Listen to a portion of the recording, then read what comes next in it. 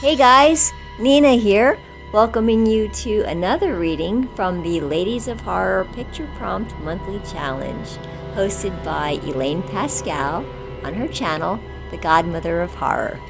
If you'd like to read along or read previously published pieces, please visit spreadingthewritersword.com or ladiesofhorror.com. In the meanwhile, enjoy the reading.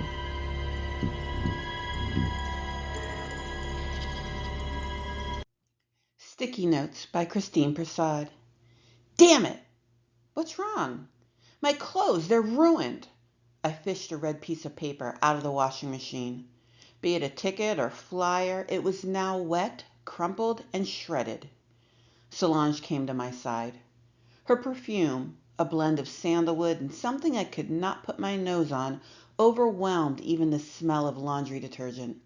She stunk up the whole apartment with it, just like her strange foods. Lucky for you, you look fabulous in pink. Solange offered me a bright smile, showing me a perfect set of white teeth. I hid a grimace. Gee, thanks. Solange's smile fell. No, I didn't mean it like that. Just trying to make you feel better, Samantha. Maybe we can go shopping, get you some new clothes. We can make a day of it. I told her maybe. She slithered back to the couch like a snake, and I escaped to my bedroom, shutting my blinds to keep the sun out. I called my mom. Sweetheart, we'll send you some extra spending cash this month, but these things happen. It was just an accident. Remember that time your sister... Mom, I think she did it on purpose. The woman paused on the other end. Do you have any proof, any reason to think your roommate sabotaged your laundry? I thought hard, digging, searching. No, but I was out all morning. She was the only one here. And she's still putting those annoying sticky notes on everything. I heard another sigh. Sam, you've got to get along with Solange. She's a good tenant. She doesn't cause any trouble other than those stupid sticky notes you've been obsessing about. Have you been getting enough sleep, honey? Are you having bad dreams again? You know you can talk to me about anything. Our conversation died shortly after. Outside my bedroom, Solange was still on the couch. I cleared my throat.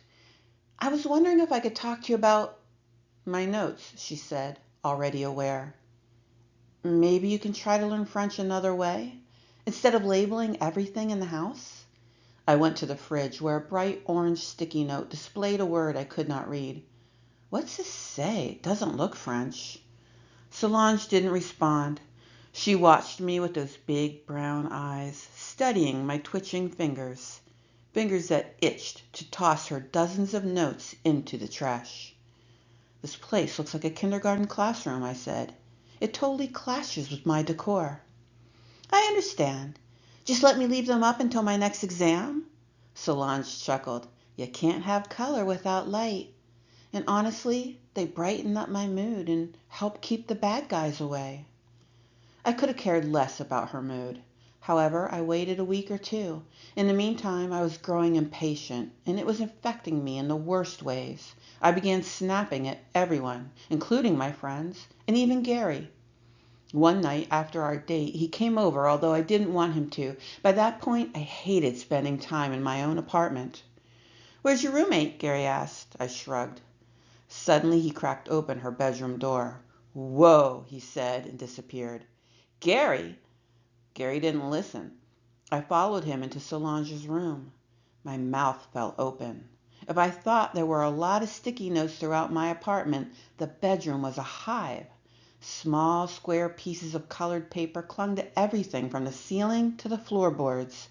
Written in her scribbled handwriting were words I could not read, but they weren't meant to be deciphered that way. It was only when I stood back that the words formed larger images. The many drawings began to shape-shift and come to life. A barking dog, a man's smirking face, a begging woman, a butcher slicing meat. What is this? I heard Gary ask. Suddenly he began to tear them down. One by one he pulled the notes off of the walls, of the surfaces, off of the furniture like Solange's headboard and office chair, and I helped. I reveled in removing the colors dotting the rest of the house. It felt good. I felt lighter and safer, too. When I was done, I shuttered the window blinds. Before he left, Gary and I made love, and I showered and changed, feeling a shift in the air. That night, Solange did not return home, but my nightmares did. The barking dog bared its teeth demonically. The smirking man chased me. Monsters jeered at me in my sleep. And then I began to see them while awake. In desperation, I found one of Solange's notepads. I could hear them laughing as I stuck colored paper on the walls while writing words like "get out" and "leave." But the monsters had escaped the realm of my nightmares. The evil Solange had so painstakingly kept at bay.